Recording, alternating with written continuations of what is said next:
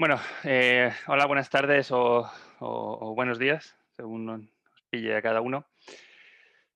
Bueno, mi nombre es Fernando Agudo y os voy a dar esta pequeña sesión que, bueno, la he titulado Fraude Digital porque, bueno, os voy a dar un poco de teoría de qué es el Big Data y cómo podemos afrontar un proyecto Big Data y qué diferentes tipos de casos de uso podemos tratar dentro de todo ese ámbito del Big Data y luego al final, pues bueno, os haré algo más práctico donde haremos una simulación de una detección de un posible fraude digital a través de una serie de transferencias que nos van llegando a nuestro sistema, ¿no? Y bueno, y veremos la comparativa un poco de qué es lo que no se podía hacer antes con los sistemas tradicionales y gracias al Big Data, qué es lo que sí que se puede realizar. ¿Vale? Entonces, bueno, rápidamente, como comentaba, pues soy Fernando Agudo, soy tutor del máster de Big Data y Analytics en CEUP y luego, pues a nivel profesional, pues trabajo en Praxis Bidoof, eh, que es parte de Accenture Appliance. Y bueno, pues me dedico también un poco a toda esta parte de formación y diferentes sitios y cursos privados. Entonces, bueno, pues siempre intentando pues darle peso a todo ese aprendizaje que vamos haciendo diariamente para intentar, bueno, pues que todas estas charlas o cursos pues sean lo más real posibles, ligadas a ese ámbito profesional, que al final que entiendo que todo el mundo que estáis aquí, pues es lo que realmente os interesa, ¿no? El conocer realmente cómo está ese mundo profesional, ese mercado laboral. Os he puesto aquí mi correo, ¿vale? Por si tenéis algún tipo de duda, ya sea de esta sesión o en cualquier otro momento referente a todo esto del mundo de Big Data, siempre ligado sobre todo a la parte técnica, que sería a la parte que me dedico yo, como pone ahí de arquitecto Big Data o arquitecto barra desarrollador Big Data. Entonces, bueno, pues siempre ligado a toda esa parte técnica, pues no tengo ningún problema en echaros una mano. ¿Vale? Esto sería cómo vamos a dividir esta sesión, ¿vale? Es una pequeña introducción de qué es el Big Data, pues si alguien pues, todavía no conoce qué es esto del Big Data.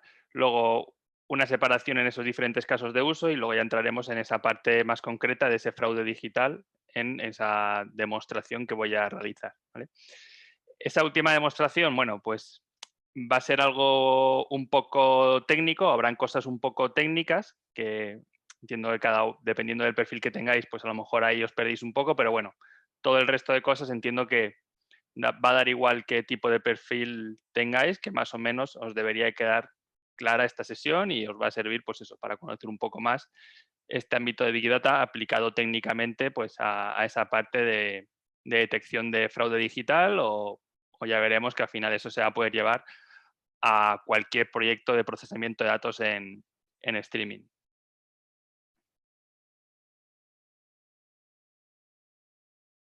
¿Vale? Entonces, bueno, ¿qué es el Big Data? Bueno, al final, básicamente el Big Data, pues a nivel empresarial, ¿no? Pues es la capacidad que están adquiriendo las compañías para poder almacenar y analizar esa información que se está generando diariamente, que al final ya es mucho volumen, de una manera mucho más rápida y sobre todo de una manera mucho más económica, ¿vale?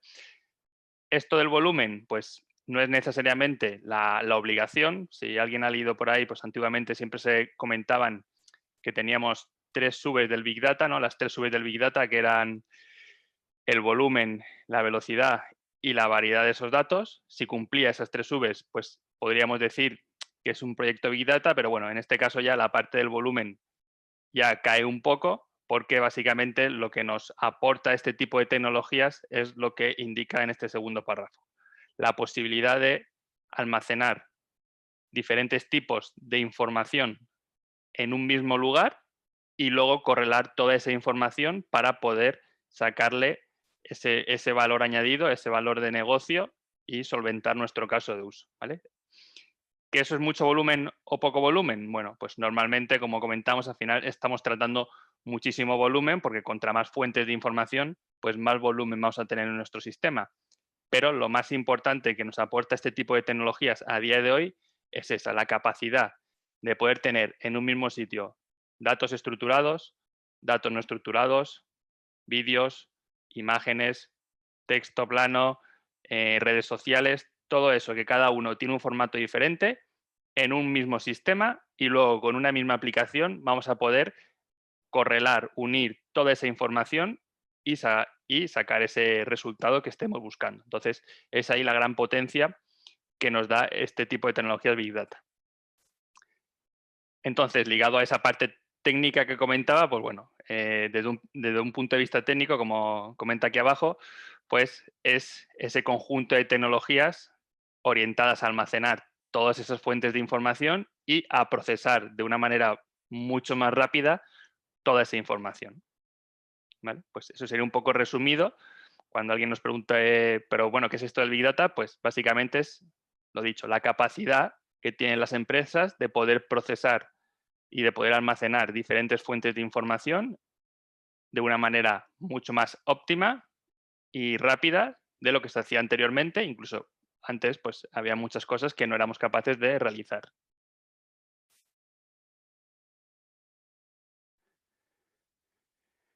Entonces, a nivel de datos, pues un poco lo que comentaba, ¿no? Pues podemos tener datos transaccionales y de aplicación, que la mayor parte de esos datos pues sí que van a estar estructurados, vamos a tener mucho volumen y vamos a necesitar un rendimiento muy alto, ¿vale?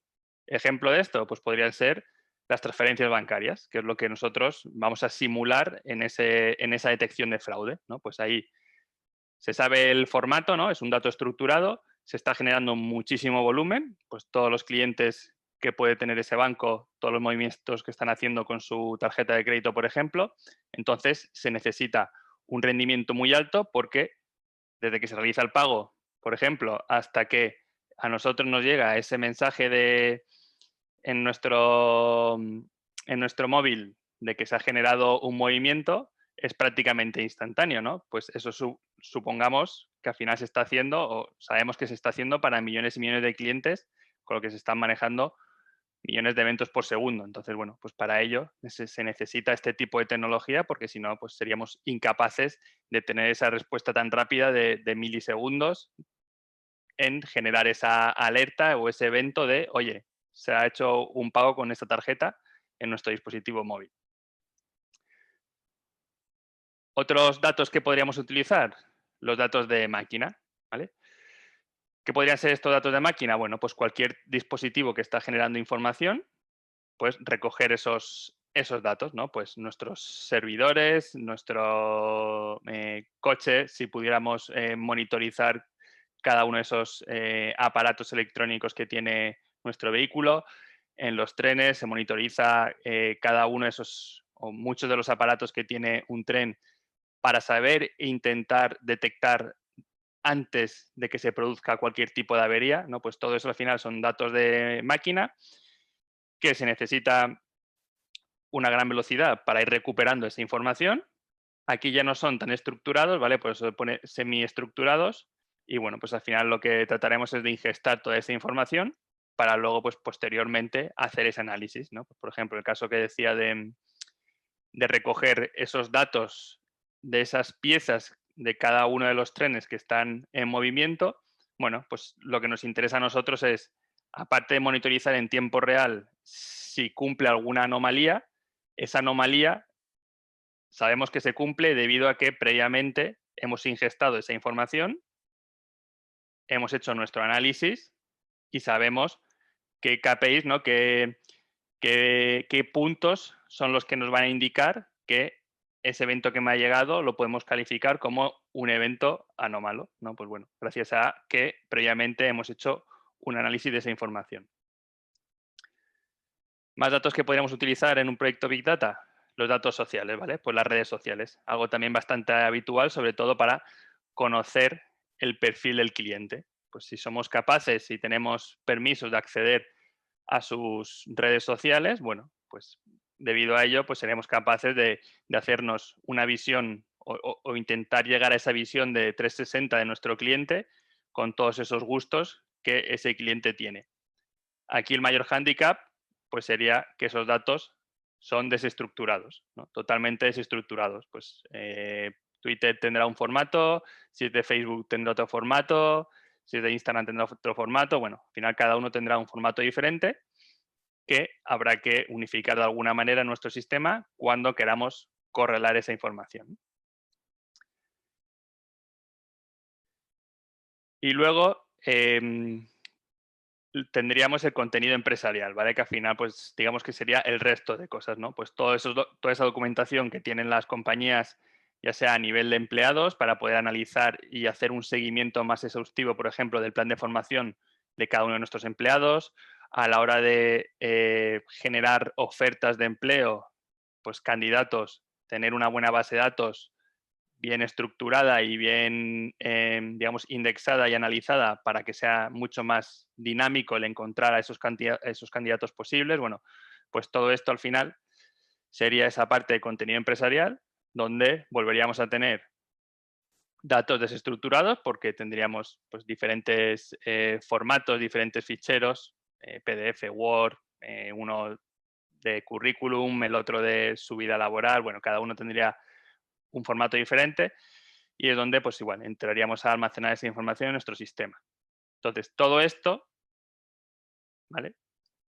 Es donde podríamos unificarlo dentro de nuestro sistema Big Data, sea el cual sea, y unificar todo ello, que eso anteriormente, pues, no era posible. Gracias a ello, pues, por ejemplo, para nuestro caso de uso veremos que gracias a ello, pues, podremos recoger la transacción. Gracias a ello, yo pintaremos en nuestra arquitectura que podremos recoger los datos de las redes sociales y así identificar al cliente en qué posición, en qué momento se encuentra o dónde se encuentra, aparte de la geolocalización. Entonces, bueno, pues esa información que podríamos unificar en un mismo proceso y todo ello para sacar pues ese valor de negocio, ¿no? Es un poco lo que comentábamos en esta parte de aquí. ¿Todo esto cómo podríamos abordarlo? Bueno, pues al final un proyecto Big Data podríamos dividirlo en estas 4 partes que tenemos por aquí. La parte de ingestas, parte de almacenamiento, perdón, 5. Parte de procesamiento de los datos, el proceso analítico si aplica y la parte de consumo de esa información. La parte de ingestas, primera parte, evidentemente, ¿de dónde vamos a recoger esa información? ¿No? Pues saber identificar muy bien esas fuentes de datos. Primer problema que nos encontramos en cualquier compañía, bueno, pues es saber de quién es esa información. Bueno, primero localizar la información, una vez la tenemos identificada, la tenemos localizada, pues es saber quién es el dueño de esos datos. Una vez que conocemos el dueño, bueno, pues habrá que ver de qué manera nos puede facilitar esa información. Dependiendo de dónde se encuentre esa información, pues bueno, habrá que elegir un tipo de tecnología u otra, ¿vale? Si está en base a datos relacional, pues será con una tecnología. Si son datos que se están generando en tiempo real, pues bueno, habrá que acceder a otra tecnología, ¿no? Entonces, bueno, dependiendo de la tecnología que tengamos, pues deberemos planificar o no una serie de procesos para poder traer esa información. Importante también la ventana de aprovisionamiento, ¿no? ¿En qué momento de todo el día vamos a ir a recoger esa información? O si es un proceso en streaming, sobre todo por la velocidad de producción de esos datos, cuánta información se está generando. Pero si no es un streaming, pues deberemos identificar qué ventana de tiempo tenemos para recoger esa información, ¿vale? No es lo mismo tener 10 minutos que tener 5 horas. Entonces, bueno, pues habrá que saber muy bien en qué slot nos dan esa parte para que nosotros podamos recuperar esa información. Luego, muy importante también, saber el formato de la información, tanto el de origen como el de destino, ¿no? ¿Cómo queremos almacenar nuestra información? No es lo mismo almacenar en texto plano que almacenar en un formato binario para optimizar las búsquedas, para optimizar el almacenamiento dentro de nuestro sistema. Entonces, bueno, pues habrá que saber muy bien en qué formato queremos almacenar esa información.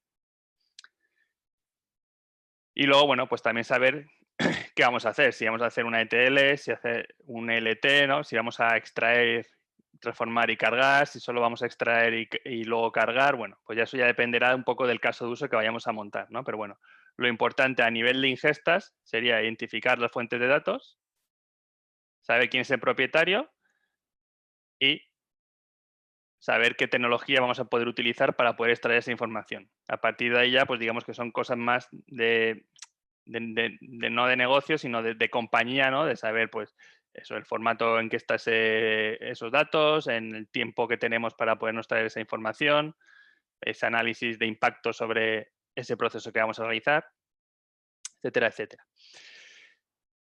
A continuación, deberíamos definir el almacenamiento, ¿no? Lo que decíamos aquí del formato de la información, pues irá ligado un poco en esta parte de aquí, ¿no? ¿Cómo queremos almacenar esa información? Normalmente vamos a tener diferentes temperaturas, ¿no? Lo que pone aquí, diferentes temperaturas de los datos, que se suele decir que tenemos los datos fríos y los datos calientes, ¿no? Al final estamos trabajando con mucha información, entonces dentro de nuestro propio sistema deberemos saber muy bien en cuál de los dos botes dejamos cada información, porque con ello vamos a conseguir un mayor rendimiento. Si yo estoy ingestando información y lo voy dejando todo en el mismo bote, esto va a ir creciendo y al final, pues el buscar algo aquí dentro va a ser algo costoso. Entonces, bueno, si identificamos que tenemos datos fríos, que son datos que vamos a acceder muy de vez en cuando, y datos calientes, que sabemos que son los que vamos a ir accediendo diariamente o incluso a cada hora, pues podremos mover esos datos a ese bote de datos calientes, con lo que aquí tendremos mucha menos información y conseguiremos tener ese acceso rápido que estamos buscando de cara a que, pues, no sé, que le sirva la información al cliente, ¿no? Entonces, bueno, pues siempre se juega mucho con subdirectorios o con diferentes directorios dentro de nuestro sistema para poder clasificarlo en eso, en datos fríos y datos calientes, ¿no? Lo que no vamos a utilizar apenas y lo que sí. Y bueno, y un poco de mantenimiento para poder ir, a medida que va pasando el tiempo, poder ir moviendo de unos datos de un sitio a u otro para ir agilizando en caso de que se quiera consumir esa información en un sitio u en otro. Luego, algo también muy importante, pues a nivel de seguridad, ¿no? Pues toda la información que estamos metiendo, hemos dicho que vamos a recoger mucha información de muchos orígenes diferentes, bueno, pues habrá que tener muy claro qué tipo de información viene ahí, si incumplimos algún tipo de ley, si tenemos que anonimizar o encriptar la información de cara a que, pues, toda esa información que estamos metiendo ahí, pues, sea seguro y no tengamos luego problemas en algún ataque o cualquier problema que pueda tener nuestro sistema. Y luego, ligado al almacenamiento, sobre todo si nos vamos a esa parte de bases de datos, pues tendríamos la problemática del teorema del CAP, ¿vale? Que el teorema de CAP es ese triángulo donde nos indica que la tecnología que utilicemos, pues por un lado tiene consistencia, disponibilidad y la tolerancia a fallos. Esa tecnología solo puede cumplir uno de los dos vértices, entonces, bueno, pues habrá que contemplar qué es lo que nos interesa a nosotros. Si nos interesa a nosotros elegir una tecnología que se encuentre en este vértice de aquí, que tendrá disponibilidad y tendrá consistencia, si queremos que esté en este vértice de aquí, entonces tendrá disponibilidad y tolerancia a fallos, o si queremos que esté en este otro vértice de aquí, entonces tendrá consistencia y tolerancia a fallos, ¿no? Pues bueno, sería un poco en cuestión de ver el caso de uso que tenemos, en dónde encajaría mejor esa información o esa operación que queremos realizar, ¿vale? Pero sobre todo esto iría ligado a si vamos a utilizar una base de datos no SQL.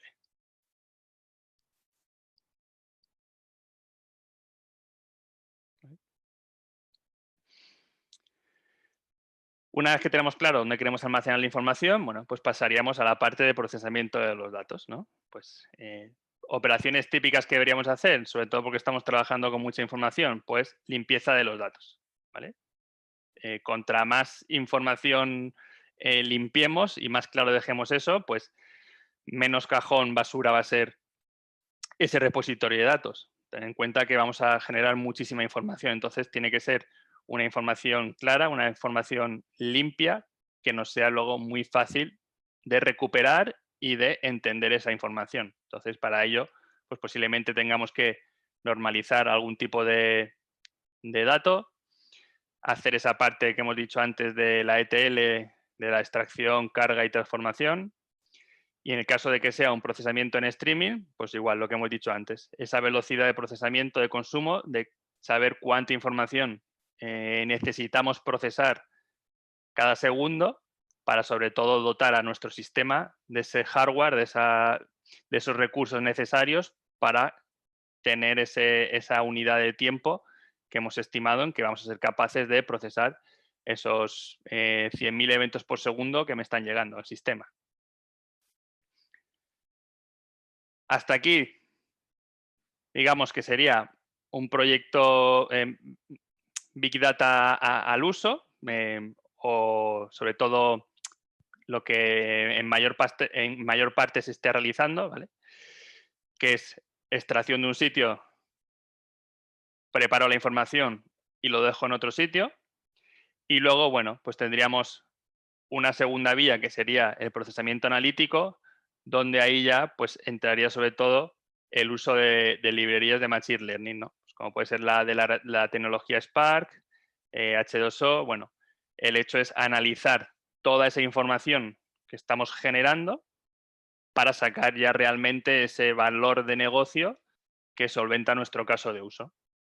Entonces aquí donde ya entraría algo mucho más concreto, pero ligado a que si previamente no nos han dejado toda esa información, han extraído toda esa información, ¿vale? Si previamente no han hecho todos estos pasos, pues no van a tener ese departamento la información para poder realizar esta parte de procesamiento analítico. Entonces, es muy importante planificar muy bien lo anterior para que luego en esta segunda parte, pues la gente dedicada al tema de análisis de esa información, pues tenga los datos necesarios con la claridad necesaria para ya elegir su paleta de trabajo y identificar qué es lo que necesitan realizar para conseguir ese éxito en ese caso de uso. Y luego ya por último, pues está claro que sobre todo si, si estamos haciendo algún tipo de análisis de cara a un cliente final para ofrecerle a lo mejor un sistema de recomendación de productos, o si nos hemos quedado en esta parte aquí de procesamiento de los datos y hemos cargado los datos, todas las transacciones de un cliente para que ese cliente pueda ver los movimientos de su cuenta bancaria, bueno, pues todo eso al final es consumir esa información. Pues tendríamos la parte de consumo, ¿no? ¿Quién va a consumir la información, ¿no? Si esa información la tengo que cargar en una base de datos, posiblemente si estamos trabajando realmente con tecnologías Big Data iremos siempre a una base de datos no SQL. Si tenemos que preparar la información para cedérsela a terceros a través de algún tipo de API, si vamos a hacer algún informe, algún reporting, ¿no? Entonces, bueno, pues habrá que también saber muy bien cómo vamos a consumir ese resultado de cara a que igual vaya ligado a esa ejecución de nuestro proceso analítico, pues que sea capaz de poder generar ese resultado en el sitio donde se va a consumir esa información, ¿no? Entonces, bueno, estos serían esas 5 partes en las que más o menos podríamos desglosar esa planificación de un proyecto Big Data cuando iniciemos o vayamos a iniciar ese proyecto Big Data, ¿no? Nos tendríamos que poner eso. Ingestas, tener claro qué tipo de información vamos a utilizar, dónde vamos a almacenar esa información y cómo vamos a clasificar toda esa información, cómo vamos a procesar esa información, con qué tecnología, cuándo vamos a procesarla, qué tiempo tenemos para procesarla, si vamos a aplicar algún tipo de análisis sobre esa información, algún algoritmo analítico, qué librería vamos a utilizar, qué tecnología vamos a utilizar y por último, todo eso que hemos realizado anteriormente, ¿lo va a consumir alguien? ¿Cómo lo va a consumir? ¿Tenemos que cederlo de alguna manera? ¿Tenemos que cargarlo en una base de datos? ¿No? Bueno, pues un poco todo eso es lo que son las preguntas que nos deberíamos hacer cuando iniciemos o vayamos a iniciar un proyecto Big Data.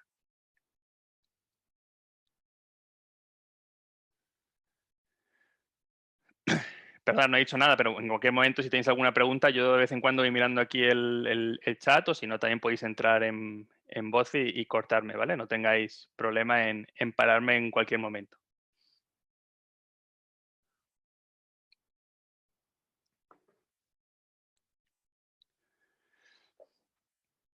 Vale, pues ahora vamos a ver ya esos casos de uso, ¿no? Digamos que es a nivel un poco genérico, cómo podríamos clasificar, en qué grupos podríamos clasificar los casos de uso de un proyecto Big Data, ¿no?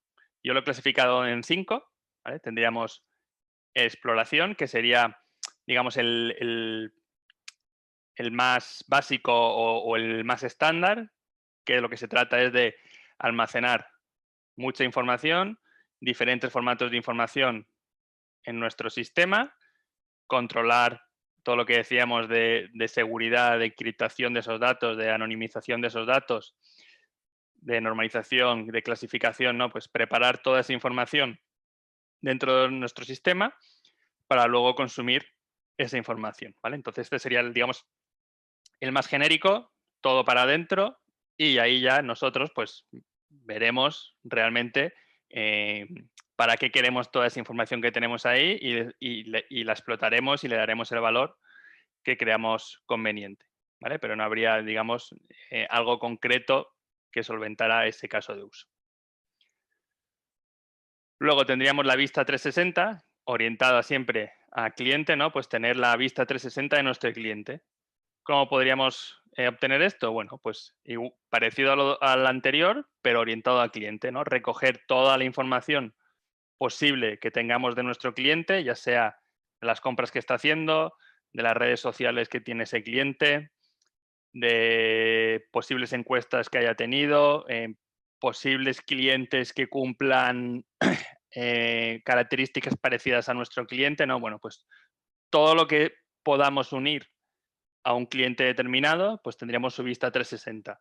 Con ello, pues seremos capaces de ofertarle mejores productos, de hacerle un sistema de recomendación mucho mejor, ya sea a nivel de artículos similares a los que ha comprado, o de artículos mejores de los que tiene añadidos al carrito, evitar posibles salidas, ¿no? Por ejemplo, si estamos en una compañía telefónica, evitar posibles salidas de mi compañía porque he cumplido algún tipo de patrón que ya cumple alguno de los clientes que por desgracia han dejado la compañía, ¿no? Entonces, bueno, pues es la idea de recopilar toda la información posible que tengamos para ofertar esa vista 360 y tener esa capacidad de lo que decía, de ofertar pues lo que necesita el cliente y sobre todo orientado al Big Data en tiempo real en el momento que necesita el cliente, ¿vale? Ya no hacer un spam de ofertas, sino en el momento en que ese cliente pasa por enfrente de mi tienda, si yo he sido capaz y tengo permisos de su localización, voy a saber que ese cliente está cerca de mi tienda. Pues en ese momento poder hacerle un push, enviarle un mensaje, una oferta de, oye, ahora mismo tienes hoy 20% de descuento en todas las camisetas de determinada tienda, ¿no? Pues en ese momento clave que pasa el cliente por allí, pues es cuando realmente a nosotros nos interesa, no enviar por enviar todos los días ese tipo de ofertas. Entonces, bueno, pues todo eso es debido a que tenemos esa visión 360 del cliente, tenemos ese perfilado de usuario y somos capaces de sacarle ese valor a toda esa información que tenemos en nuestro sistema del cliente. Luego, otro grupo de otra categoría de los casos de uso, pues sería la inteligencia operacional. Bueno, pues lo que hemos dicho antes un poco de datos de máquina, ¿no? Pues ser capaces de recoger toda esa información que están generando las máquinas, los dispositivos, de cara a también pues, mejorar o poder correlar con otra información y darle un servicio mejor al caso de uso, al cliente o a lo que nosotros hayamos planteado, ¿no? Por ejemplo, identificando algún tipo de anomalía en mi servidor web, pues yo puedo ser capaz de a través de mi página web, cuando el cliente, por ejemplo, no ha validado su carrito, ha añadido diferentes artículos, pero no ha validado su carrito, yo me pienso que es porque, no sé, pues no le ha apetecido al final y ha decidido no comprar esos artículos. Pero si somos capaces también de ir monitorizando nuestro servidor web y enviar esa misma información al sistema donde está recogiendo los clics que hace el usuario, pues somos capaces de ver que es que debido a que se ha producido un error o una sobrecarga en nuestro sistema justo en el momento en que ese cliente estaba añadiendo artículos en nuestra web, pues es por eso por lo que no ha validado el carrito. Entonces ha cogido, no le ha gustado la experiencia de usuario que ha tenido y se ha ido. Y entonces posiblemente pues ese cliente ya no vuelva porque la experiencia de usuario que ha tenido ha sido mala. Pero bueno, ya hemos identificado que ha sido por un problema en nuestro servidor, entonces igual pues podemos tomar medidas, medidas comerciales, de enviarle un correo diciéndole, oye, perdona o lo siento mucho, hemos visto que todavía tienes artículos en el carrito, tienes un 10% de descuento en todos los artículos que ahora mismo tienes añadidos en el carrito, ¿no? Pues bueno, pues cosas así igual. Es gracias a que somos capaces de estar monitorizando en tiempo real todos esos datos de las máquinas o de los dispositivos que está generando información, ¿vale? Ya sea, lo dicho, para generar ofertas o eventos de cara a un cliente futuro o, bueno, simplemente pues para nosotros ir monitorizando y saber que nuestro sistema pues no se cae, ¿no? O lo que decíamos antes, o nuestro tren no se va a romper, ¿no? Entonces, bueno, ya será dependiendo del tipo de monitorización o el tipo de información que vayamos recogiendo. El siguiente que tenemos aquí, el penúltimo, sería lo más básico, ¿no? Pues el aumento del data warehouse, ¿no? El aumento de ese repositorio de datos que tenemos. Normalmente, las compañías pues tenían su data warehouse, que suele ser caro de mantenimiento a nivel de espacio, entonces, bueno, pues no se tiene tanta información como la que realmente necesitamos, entonces, bueno, pues se amplía con una tecnología Big Data, en este caso con Hadoop, y gracias a ello, pues ya podemos ir jugando también con lo que decíamos de, bueno, pues los datos de acceso rápido que necesito nuestro sistema, que ya están consumiendo esos datos de ese data warehouse, los sigo dejando ahí, pero toda la información, esos datos fríos, que sé que ya a medida que van pasando los días ya no se utilizan o se utilizan mucho menos, pues lo voy moviendo a mi sistema de Hadoop, ¿vale? En mi sistema de Big Data. Entonces, con ello estoy abaratando costes y estoy haciendo que mi proceso en esa parte de Data Warehouse vaya mucho más rápido. Entonces, bueno, pues este es un caso de uso típico, sobre todo al principio, porque las compañías eran bastante reacias a eliminar su data warehouse. Entonces, bueno, lo que se hacía era acoplar su data warehouse con la tecnología Big Data, ¿vale? Entonces, bueno, ya a medida que se van pasando los años, pues ya van viendo que realmente esto funciona muy bien y ya pueden eliminar la parte del data warehouse y centrarse únicamente en herramientas Big Data, que suelen ser la gran mayoría open source, con lo que es mucho más barato a nivel de costes de licencias. Y ahora ya por último, sí que entraríamos en la categoría de seguridad, ¿no? Pues bueno, el reducir riesgos, como pone aquí, detectar fraudes y monitorizar en tiempo real. Sobre todo, pues eso, la seguridad sí que suele estar más ligado a ese tiempo real, ¿no? Pues bueno, sobre todo a nivel de inteligencia, ¿no? Pues el ir analizando los patrones de diferentes personas o de diferentes actitudes que pueden tener diferentes habitantes de nuestra ciudad, ¿no? Pues bueno, para saber en todo momento qué está sucediendo y poder detectar cualquier tipo de crimen o cualquier tipo de acción anómala que podamos ver o detectar, ¿no? A nivel de Internet, bueno, pues analizar todo el tráfico de red que se está generando para lo mismo, para tener una serie de patrones y, bueno, dependiendo de esos patrones que se están produciendo, pues saber identificar si es un patrón con posibilidad de ser a lo mejor un ataque cibernético o cualquier cosa, cualquier anomalía que igual que pueda romper el sistema. Entonces todo esto pues habrá que ir actualizándolo en tiempo real. Y luego más en batch, más a nivel de análisis, pues bueno, analizar los datos de las redes sociales y de telecomunicaciones, bueno, pues sobre todo orientado también a posibles resoluciones de crímenes, ¿no? Pues el ir analizando a nivel de telecomunicaciones por dónde ha ido rebotando la señal de ese móvil, pues es un proceso que se hace ya a posteriori de esa persona para saber por dónde se ha ido moviendo antes de darse ese crimen, para intentar adelantarnos, pues sí que estaríamos analizando las redes sociales, ¿no? Pues por si se habla de, a lo mejor, de la palabra bomba o escuchas de llamadas, bueno, pues un poco todo de cara a intentar, como siempre, pues adelantarnos a que se genere o que se produzca ese hecho delictivo, ¿no? O si no, lo que decíamos, a posteriori, pues analizar todo lo que hay ya en todas esas redes sociales o en todas esas telecomunicaciones para intentar inculpar al supuesto sospechoso o para encontrar al sospechoso.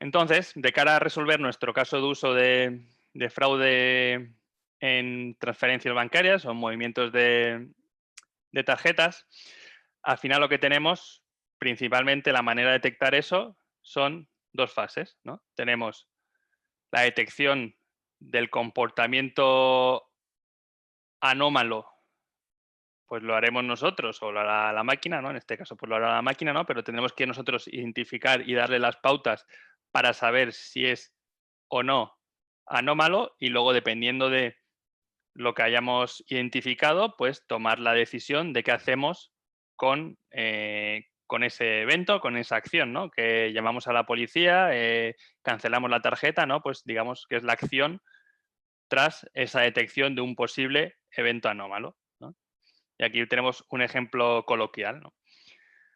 Un padre, cuando detecta que su hijo miente, es porque ya conoce a su hijo y sabe, digamos, los patrones que tiene su hijo cuando miente, ¿no? Pues que a lo mejor mira al suelo, que sonríe demasiado, que no te mira a la cara, ¿no? Bueno, pues todo eso al final son fases por las que el padre mentalmente, digamos, que va analizando a su hijo cuando le ha preguntado algo, y en cuanto detecta una de ellas dice, uy, aquí vamos a realizar este tipo de acción. Y este tipo de acción es, pues si no me mira a los ojos, posiblemente en un 60% me está mintiendo, pues voy a comprobar esta otra iteración, esta otra comprobación, y si ya da positivo, pues ya me está mintiendo y castigado la habitación, ¿no? Bueno, pues al final es tener una serie de pautas que vamos a ir comprobando para saber si es o no un evento anómalo. Y luego, pues, generaremos la acción que queramos realizar. Y aquí tendríamos aterrizado ya, pues, en tarjetas de crédito. ¿Qué podríamos ir analizando de cada uno de esos movimientos que nos va llegando a la tarjeta de crédito? Bueno, pues si hemos hecho un análisis previo, ¿no? Si tenemos, digamos, ese perfilado de usuario de cada uno de nuestros clientes del banco, pues sabemos el tiempo medio que suele utilizar cada uno de nuestros clientes entre una transferencia y otra. Entonces, bueno, si por casualidad se generan 5 transferencias en cuestión de 2 minutos, y eso nunca se ha producido porque el tiempo medio de ese cliente es que haga 5 movimientos a la hora, bueno, pues oye, posible fraude, posible robo de tarjeta, pues avisaríamos, mandaríamos una alerta o, bueno, tomaríamos las medidas que creyéramos convenientes. Otro que podríamos utilizar, bueno, si la transferencia supera el importe medio, igual, sería ligado a que previamente habríamos hecho un análisis de ese cliente, de todas las transferencias que ha realizado, de todos los movimientos que ha realizado, pues vamos ajustando la cantidad al cliente, ¿vale? No lo típico que tenemos en el banco que no te deja hacer un pago más de 800 euros al día o de 400 euros al día, sino que eso se vaya ajustando en función del cliente, ¿no? Pues una media. Si sé que mi cliente tiene de media 1.500 euros al día, pues nada, tendrá esa media de 1.500. En cuanto se genere un movimiento de supere esa cantidad, pues oye, diremos un aviso de, oye, posible fraude porque no es normal que este usuario haya gastado 5.000 euros en un pago con tarjeta. Posiblemente es porque ese día se ha comprado una tele enorme, entonces, bueno, pues vale, pues no pasará nada, pero bueno, ya es un evento que, uy, puede ser. No, bueno, y así muchas comprobaciones que podríamos ir realizando, ¿no? Pues la localización, ¿no? Si he identificado que la última transacción se ha realizado en Madrid y ahora de repente, 3 horas después, me llega un pago con tarjeta desde Brasil, y dices, uy, pues raro es, ¿no? Que haya viajado en 3 horas a Brasil o que haya cedido su tarjeta a alguien de por allí para que compre algo. Entonces, bueno, pues posible fraude.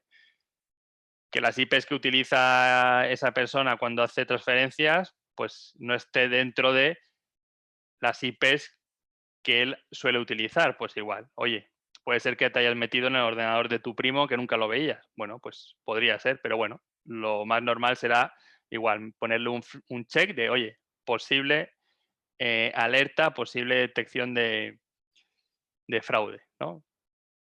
Y bueno, pues así un poco sería ir viendo, hacernos toda esa checklist de todas las cosas que nosotros entendemos que deberíamos validar para saber si una transacción es un posible fraude o no.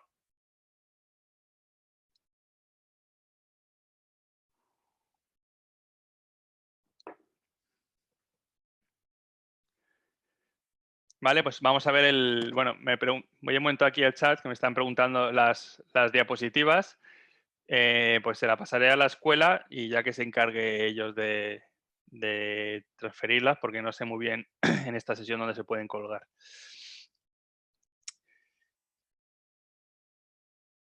¿Cómo sabemos si es un ataque cibernético? Bueno, sería cuestión de entrar en ese caso de uso en concreto y ver qué tipos de patrones o qué tipos de algoritmos podríamos utilizar para detectar eso, ¿no? Pues bueno, hay diferentes, por ejemplo, diferentes ataques, un SQL injection, que significa que te ponen dentro de la petición pues una instrucción de una base de datos que lo que hace es modificarte esa base de datos. No, pues hay una serie de patrones, de operaciones que ya están detectadas que podríamos poner para validar y evitar que se genere ese tipo de ataque. Entonces, bueno, es algo bastante concreto que habría que ir al grano de eso y ver qué tipo de operaciones podemos tomar para validar eso.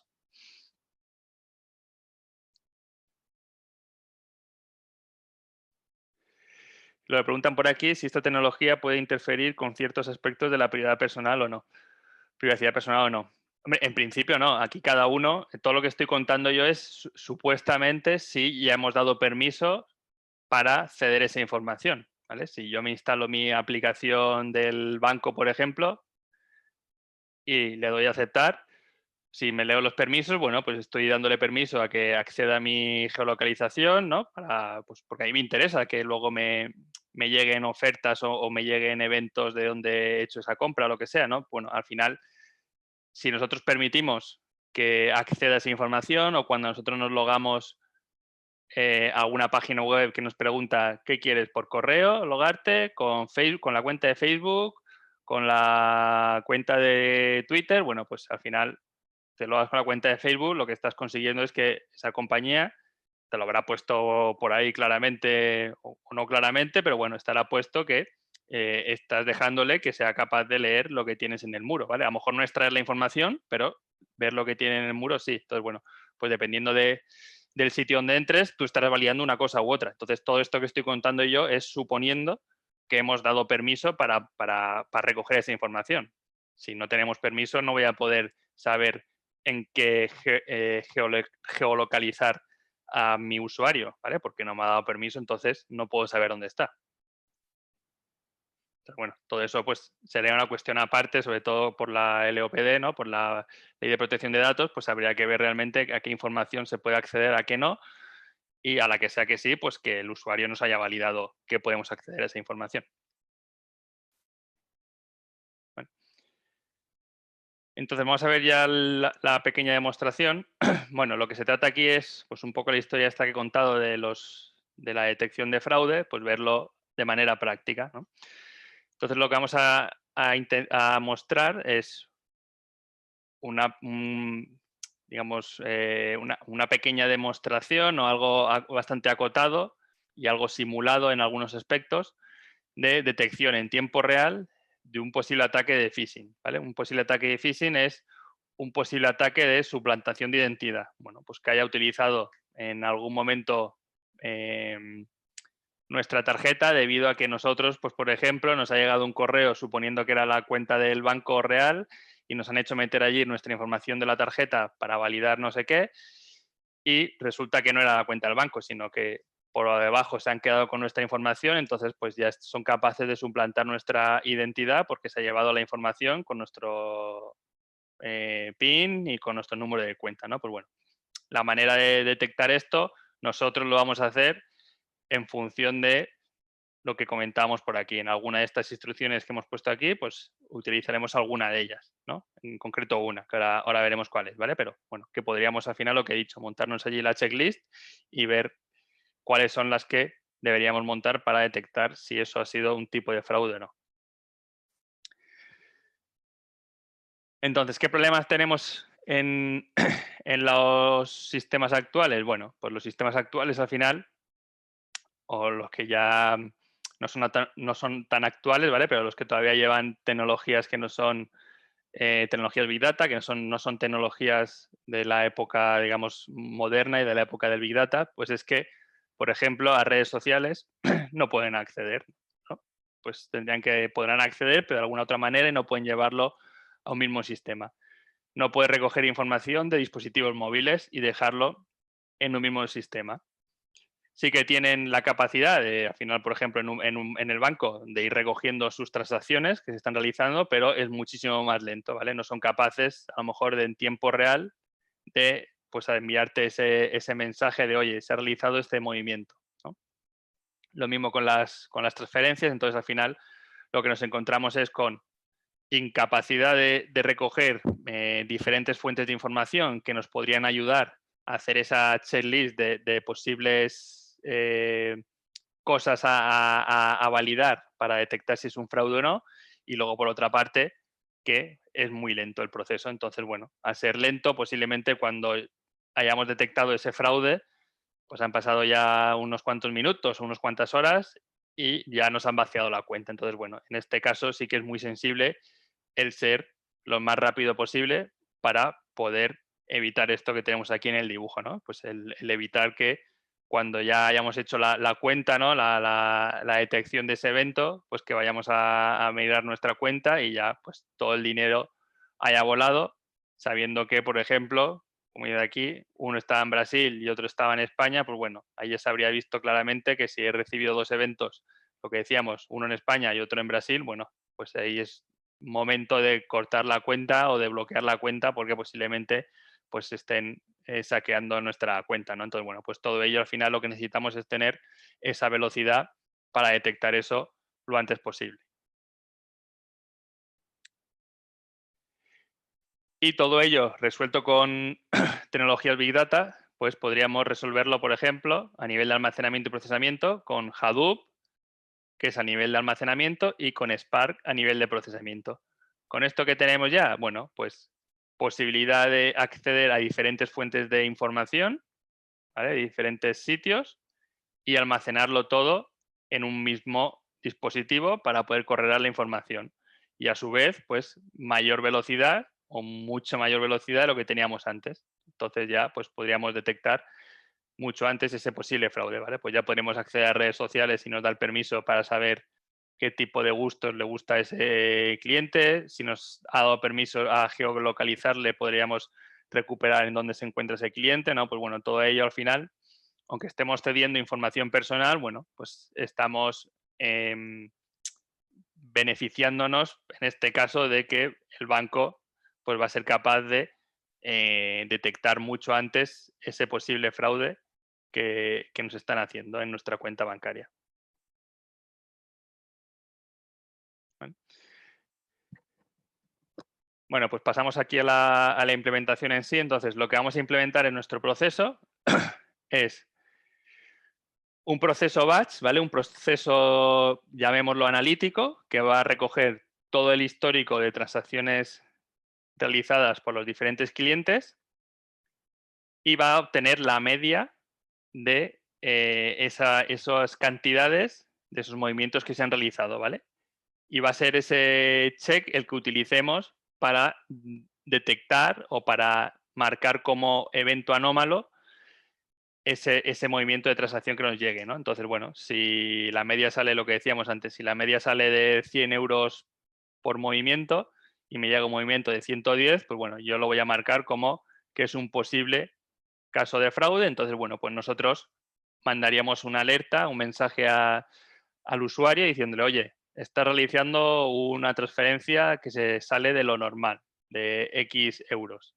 Bueno, pues él ya sería cuestión de autorizar o no autorizar, pues a través del móvil, esa operación. Y de esa manera, bueno, pues ya aseguramos que por mucho que estemos, digamos, molestando al cliente, porque estamos obligando a autorizarnos, pero bueno, es debido a que esa operación que se ha hecho se sale de la media que la hacía anteriormente, ¿no? Todo ello, para poder ser rápido, lo vamos a tener que cargar en una base de datos no SQL, ¿vale? Al ser un procesamiento en streaming, la única manera que tenemos de consultar un dato o n datos sobre un sitio que tiene millones y millones de datos, pues es una base de datos no SQL, ¿vale? Una base de datos relacional va a tardar mucho, con lo que al final vamos a perder ya n segundos o n milisegundos en consultar esa base de datos y también vamos a tener problemas posiblemente de rendimiento porque lo que estamos haciendo son muchas peticiones a esa base de datos, que es una petición por cada movimiento que me llega. No solo son los míos, sino que son de los 30 millones que tiene de clientes que tiene el banco. Entonces, la única que va a soportar eso va a ser una base de datos no SQL. Y dentro de ese proceso en streaming, ¿quién va a consultar esa base de datos? Pues va a ser el CEP, ¿vale? Complex Event Processing, ¿vale? digamos, motor de eventos que va a ser el encargado de validar ese dato contra la base de datos no SQL. Si es que sí o es que no, pues ya generará una alerta. Y la alerta detectada en nosotros, pues la vamos a llevar otra vez a la base de datos no SQL. ¿Vale? El paso 5, pues nosotros lo llevaremos otra vez a la base de datos no SQL. ¿Vale? En un caso de uso real, bueno, pues lo enviaríamos, como decíamos, al móvil para que validara o no esa operación. Entonces, esta sería la arquitectura que tendríamos a nivel de herramientas. Para el que esté un poco puesto en el mundo de las tecnologías, bueno, pues supongo que le sonará todo esto que tenemos por aquí, a que no, bueno, pues le sonará un poco a chino, pero bueno, os cuento un poco de qué se trata. Hadoop es la parte de almacenamiento, un sistema de ficheros en distribuido donde vamos a poder almacenar toda la información, donde tendremos almacenada previamente todas esas transacciones que se han realizado para sacar la media.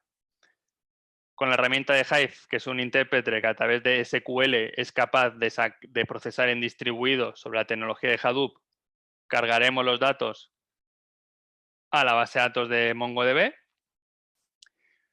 Con Flume recogeremos los datos en streaming, ¿vale? Estará leyendo del sistema donde llegan las transacciones, todas esas transacciones, y las va recogiendo para que nuestra herramienta de procesamiento en streaming, que es Spark, vaya recogiendo esa información, recoja el evento, lo pase al CEP, a ese motor de eventos que decíamos, compruebe en Mongo si existe datos o si existe esa media de consumo de ese cliente y en el caso de que sí o no, bueno, pues generará esa alerta que en nuestro caso pues será otra vez al MongoDB, ¿vale?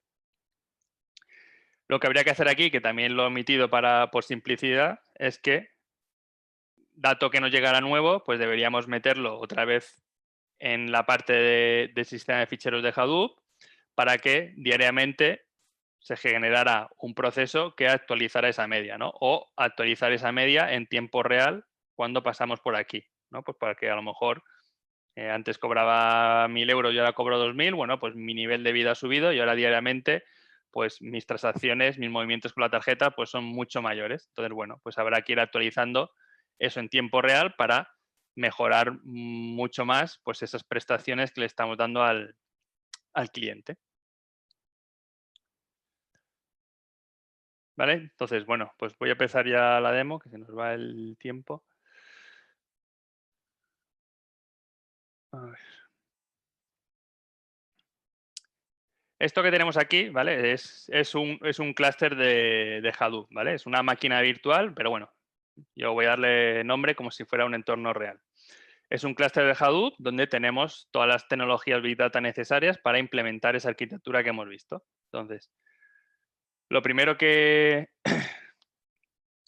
tenemos por aquí, bueno, tenemos el UE, que es una interfaz donde podemos acceder a las diferentes herramientas. Entonces, lo primero que se nos pide en este ejercicio, en esta demostración, es cargar esos datos de transacciones para hacer luego la media, ¿no? Entonces, bueno, pues para cargar esos datos yo me voy a crear una tabla en esta herramienta de Hive, que es ese editor SQL que es capaz de procesar en distribuido sobre la información que tenemos en Hadoop.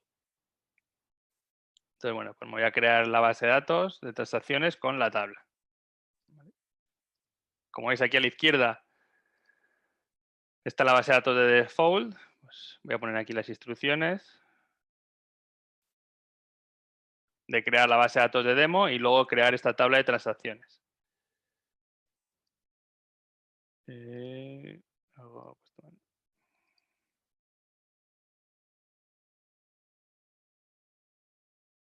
Bueno, ahora.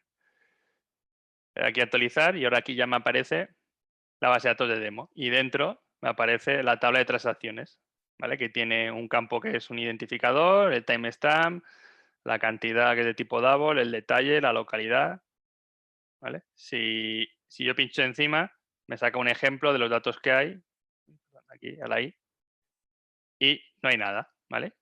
Ahora mismo está vacía, ¿vale? Nos dice aquí que la tabla seleccionada no tiene datos. Bueno, pues lo que vamos a hacer es cargar esos datos. Tenemos un fichero de transacciones simulado, ¿vale? Que sería esto de aquí, el ID de la transacción, el timestamp, la cantidad, el detalle que es el sitio donde ha utilizado esa tarjeta, ese movimiento, ese pago, y la ciudad donde ha realizado ese pago, ¿no? Pues esta información, que sería la información batch, la voy a cargar en esa tabla. Pues con la instrucción de cargar, que la tengo aquí.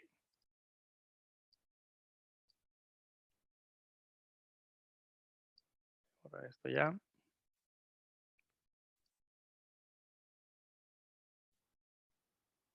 Cargo esa tabla. Entonces, ahora mismo, si le doy aquí a la I para ver qué datos tiene esta tabla, le doy ejemplo. Ahora, como veis, ya sí que me aparecen datos, ¿vale? Con el ID, la transacción, la cantidad, el detalle y la localidad, ¿vale? Ya tenemos nuestra parte batch, ¿vale? Digamos que tenemos esto de aquí. Tenemos los datos almacenados aquí en Hadoop, en Hive, ¿no? Pues ahora lo que vamos a hacer es lanzar nuestro proceso analítico, ¿vale? Lo nuestro va a ser muy sencillo porque es calcular la media, pero lanzaríamos nuestro proceso analítico para que ese resultado lo cargue en la base de datos NoSQL de MongoDB, que es la que nos va a permitir, como decíamos, esa mayor respuesta en nuestro motor de eventos para consultar esa media. ¿Cómo hacemos eso? Bueno, pues vamos a crearnos una tabla puente, ¿vale? Con un tipo de... Entonces, un pequeño truco que nos permite Hive es crearnos una tabla en Hive, pero que realmente lo que estamos haciendo es que está apuntando a esa base de datos NoSQL. Entonces, vamos a poder insertar datos en esta tabla de Hive.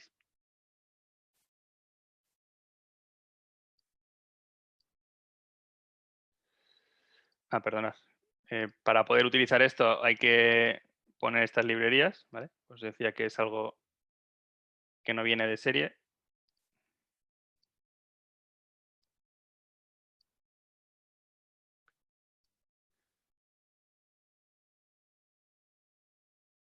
Vale, con esto lo que estoy haciendo es este paso de aquí, ¿vale? La manera de poder cargar datos de Hive o de nuestro entorno de Hadoop a MongoDB sería codificando, ¿no? Generarnos un proceso, ya sea en Java, en Python, en el lenguaje de programación que fuera, para hacerlo manualmente. Pero la tecnología de Hive nos permite, a través de una pieza, de un conector, el crearnos una tabla en Hive, pero que realmente esté apuntando a la base de datos de MongoDB. Entonces, cualquier instrucción, cualquier operación de carga que hagamos sobre esta tabla, directamente él la va a convertir en el formato de MongoDB y la va a insertar en MongoDB. Entonces, nos quita toda la problemática de tener que nosotros utilizar un lenguaje de programación que si no estamos acostumbrados, pues nos va a ser mucho más complejo. ¿Vale? Entonces, como veis aquí ya tenemos la tabla de transacciones, que tiene las transacciones históricas, y la que está apuntando a esa base de datos NoSQL, que no tiene nada. Pues ahora lo que voy a hacer es lanzar nuestro proceso analítico. ¿Qué es nuestro proceso analítico? Bueno, pues básicamente es calcular la media. ¿Vale? Me va a insertar sobre la tabla de MongoDB transacciones, que es esta de aquí, la media de todas las transacciones que tengo en esa tabla de transacciones que he cargado al principio.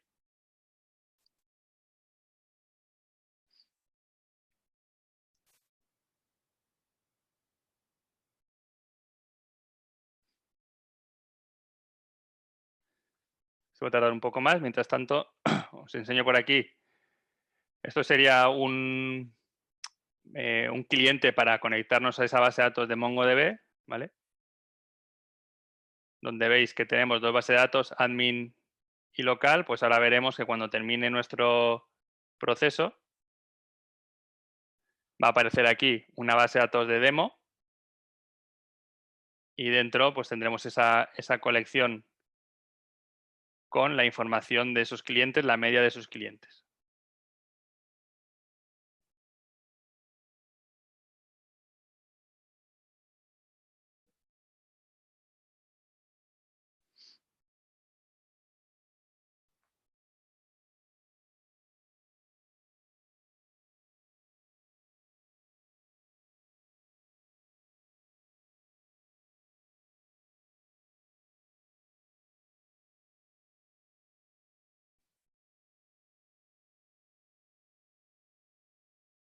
¿Veis? Ya tenemos aquí demo, colecciones, y aquí tengo una colección. Y como veis, pues este es el ID del usuario con la media de ese usuario, de esas cantidades, de esos movimientos que teníamos en ese fichero de transacciones. ¿Vale? Pues ya lo ha realizado.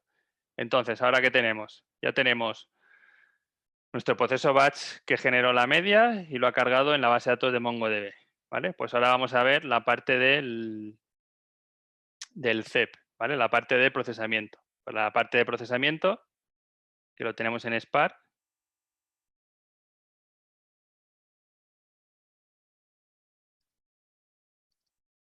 sería esto de aquí, ¿vale? Igual, el que haya visto algo de Spark, pues le puede sonar algo, y el que no, bueno, básicamente lo que tenemos es, aquí le estamos diciendo que recoja la información de Flume, que es por donde vienen los eventos, del puerto de donde vienen, y aquí dentro es donde hago la comprobación, ¿no? Que le digo, vale, pues si consulto la colección que acabo de generar, esta de MongoDB transacciones, si existe, recojo la cantidad, y si supera la cantidad al dato que me está llegando, pues digo, oye, transacción dudosa, notificado al usuario, y cargo el mensaje con los campos, todo este mensaje que tenemos aquí con los campos, en otra colección de alertas, que no está ahora mismo porque no hay ninguna alerta, pero que aparecerá aquí, ¿vale? Y en el caso de que no exista esa cantidad, pues no haría nada, ¿vale? Y en el caso de que sí que exista, pero no supere la cantidad, pues aparecerá este mensaje por la consola, el de transacción dentro de los umbrales permitidos, ¿vale?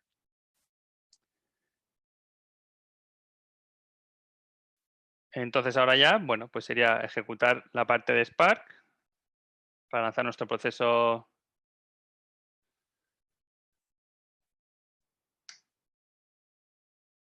Ay.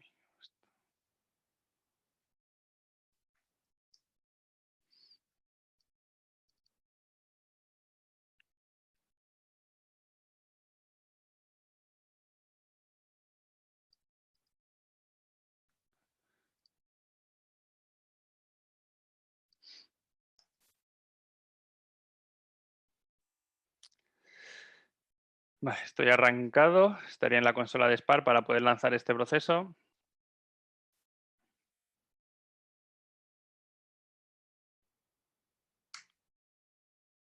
Vale, esto estaría corriendo aquí donde vayan apareciendo los mensajes esos literales que hemos puesto, ¿vale? Entonces, ahora lo único que nos queda es ejecutar el proceso que va recogiendo las transacciones supuestamente en tiempo real, ¿no? Que es esa herramienta de Flume que teníamos por aquí, esta de aquí, ¿vale? Entonces, para eso tiene un fichero de configuración, ¿vale? Que aparece por aquí. Este sería el fichero de configuración, donde le decimos de dónde recoge la información y dónde la tiene que enviar, que es el sitio donde nuestra aplicación está consumiendo esa información, que es nuestra herramienta de Spark. Vale, entonces, para ello tenemos por aquí la instrucción que hay que ejecutar en otra consola.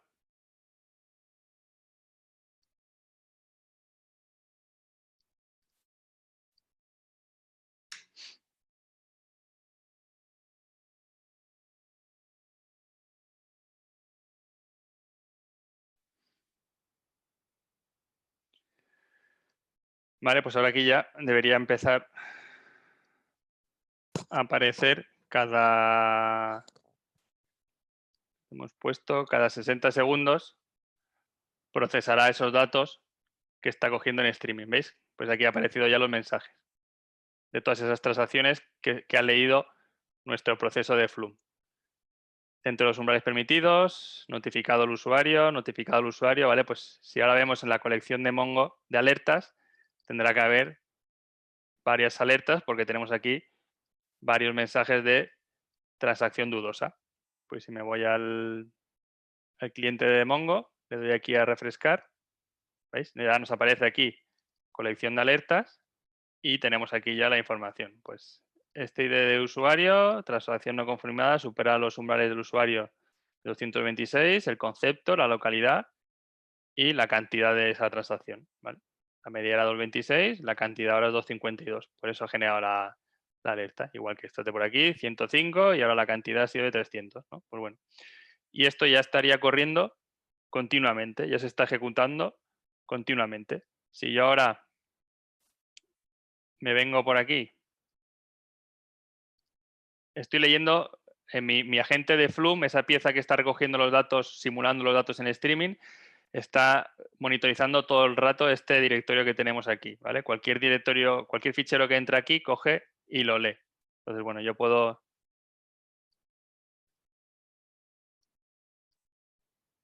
copiar este fichero aquí, ¿vale? Veréis que ahora lo va a renombrar .completed cuando lo termine de leer, ¿vale? Ya lo ha terminado de leer. Y por aquí en tiempo real, pues ahora dentro de 60 segundos, que es la iteración que yo le he puesto, ¿vale? Esto se podría poner a medio segundo, que cada medio segundo esté continuamente recuperando la información, pues volverá a recoger esos eventos, con lo que aquí aparecerán más, ¿vale? Si yo aquí le pongo un count, ahora mismo tenemos 84 alertas, y mira, ahora mismo acaba de pasar, ya ha identificado otra vez transacciones dudosas. Si aquí le doy al play, pues mira, ha sido justo cuando la había dado, ¿vale? Pues bueno, se supone, para que os lo creáis, si vuelvo a quitarle aquí el complete, va a procesar los mismos eventos, ¿vale? Pero bueno, es para hacer una prueba. Veremos que ahora cuando vuelva a aparecer los mensajes de transacciones, pues aquí se va a incrementar, ¿vale? Ya no pondrá 84, sino que pondrá el 122.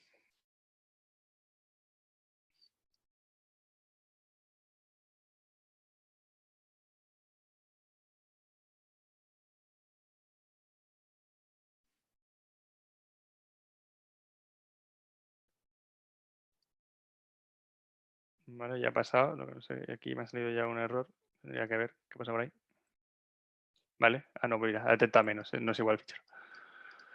Pues aquí tendríamos que, como veis, pues ha detectado, ¿no? Si le quito el count, pues bueno, veríamos las alertas de antes.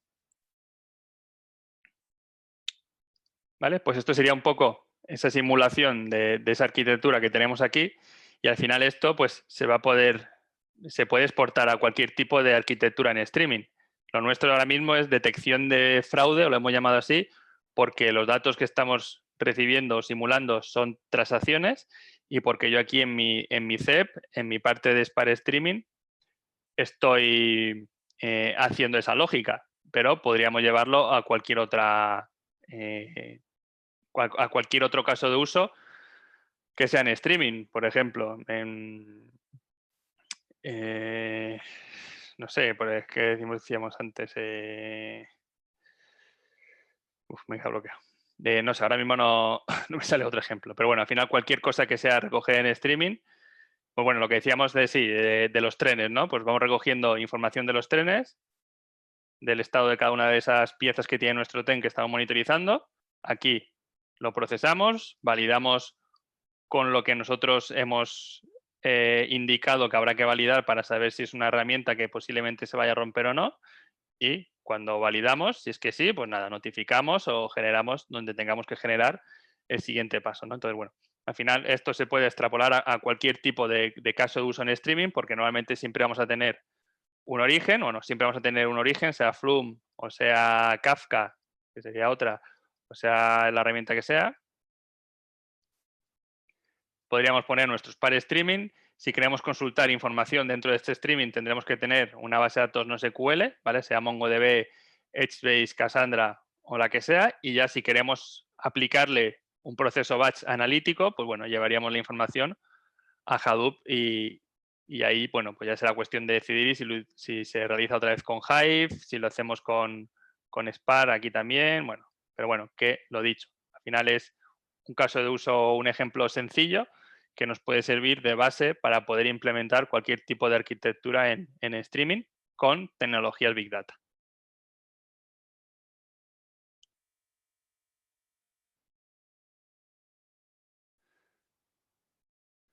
¿Vale? Pues hasta aquí he llegado yo. Si tenéis alguna pregunta, ya sea por el chat o de voz, decirme y lo vemos.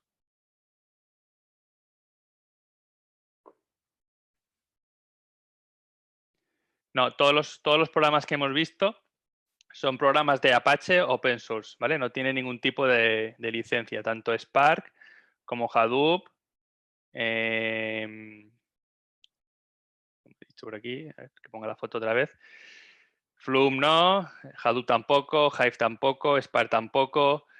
MongoDB tiene su parte gratuita y su parte Enterprise, que ahí sí que te van a cobrar licencia, pero podrías montarlo gratuitamente, pero con menos potencia. Normalmente, en el caso de MongoDB, si te vas a una parte productiva con mucho volumen, sí que necesitarás pues, pagar la licencia para que te den soporte, pero si no, también podrías montarlo sin ningún tipo de licencia, ¿vale? Entonces, en principio, casi todas las herramientas de tecnología Big Data que se utilizan a día de hoy son herramientas open source que únicamente lo que se suele pagar pues es a la compañía que te está facilitando esa instalación de ese entorno para que te haga el mantenimiento en el caso de que se requiera. Si no, pues tú mismo te puedes instalar toda esta parte.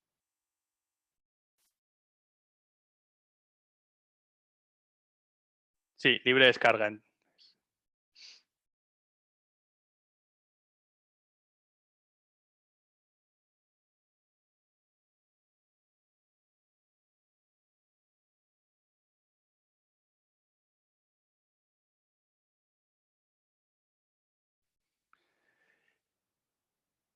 Eh, hay un hay un manual, o sea, yo os puedo pasar aquí, yo os puedo pasar las soluciones y el PDF, ¿vale? Por aquí abajo se va explicando paso a paso cómo ejecutar lo que yo he hecho. Lo único que el entorno es bastante pesado, ¿vale? Son como 10 gigas, creo, donde yo he ejecutado, donde yo he hecho esa simulación, entonces eso va a ser más complicado que os lo pueda pasar, pero bueno, en principio, pasando las soluciones, en cualquier entorno donde estén este tipo de estas tecnologías, podríais implementar lo mismo, podéis ejecutar lo mismo.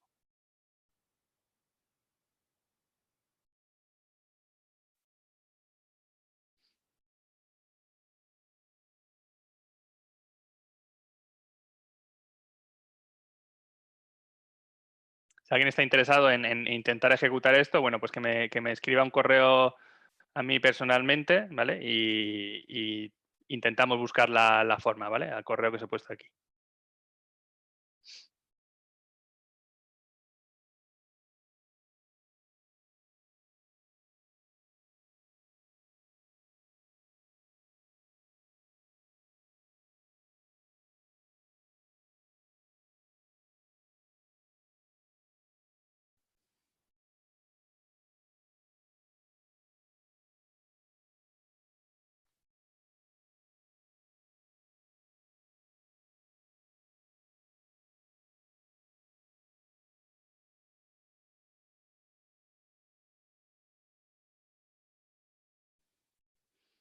¿Vale? Nada más entonces.